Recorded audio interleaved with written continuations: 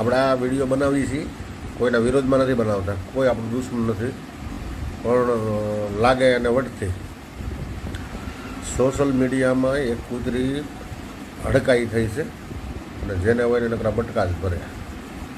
એટલે આ કૂતરીનું બધા ધ્યાન રાખજો, સમજી જાય મારા ગુજરાત. કૂતરી બહુ જ હડકાઈ થઈ, કારણ કે બધાને સોટવા જ દોડે છે, પણ મને લાગે છે કે આની માનસિકતા ફૂલ ઘટી ગઈ છે, એને દવાખાનાની જરૂર છે.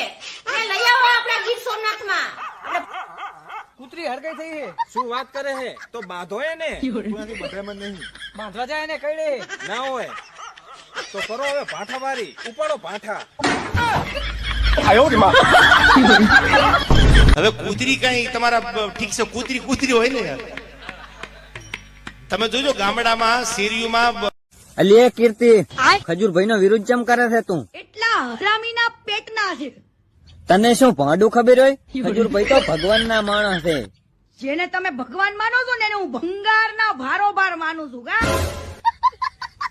1 મિનિટ ઉભી રહે, હું દેવાયતભાઈ ને પૂછું. એટલે આ દેવાયતભાઈ, આ કીર્તિ પટેલ ખજૂરભાઈ ને કેમ ભંગાર કે છે? હવે ભંગારના વેપારી આગળ તેમ જેમ પૂછો કે હોનાનો શું ભાવ છે, ભંગારી એને થોડી ખબર હોય હોનાના તોલાના કેટલા હોય. ઈ વાત તમે હાથી કરી દેવાયતભાઈ. ઈ ખુદ ભંગાર છે પછી બીજાને ભંગાર જ કે સાલી સસુંદરી. જે ડાયરામાં એવું કેતો હોય કે બાપનું ધાવણ અને માનું લોહી જેના રગ રગમાં વસ્તુ હોય. એટલે આ દેવાયતભાઈ આ તો તમારો વિરોધ કરવા માંડી. ચકલા થોડા બાજ બને યાર. ફફડાવે થોડો ઉપાડો ખાય. સાંભળી લીધું? હવે ઘરે જઈને વાહ, તાલીઓ પાડે પાછી. વાહ વાહ. હલો, નમસ્કાર, જય શ્રી કૃષ્ણ. હું છું તમારો પ્રિય ખજૂર.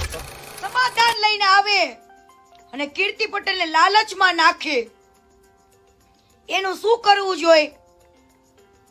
એને બોલવું જોઈએ કે હા ભાઈ, આ ખજૂર એવું જતાવે છે માર્કેટમાં કે મને સમાધાન માટે શું કામ મોકલે?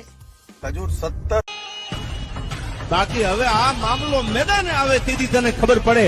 અને હું સમાજની વાતમાં કોઈ સમાધાનમાં હું માનતો નથી. મારી આબરૂ ઉપર કોઈ આવી જાય ને પછી એની હારે સમાધાન ન હોય. આ ગગીના ગલુડિયા ઉભા થયા છે. ગગીને તો ઓળખો ને તમે? ગારુવાળી ડખાવાળી ગગી, આપણા ગુજરાતની ગગી.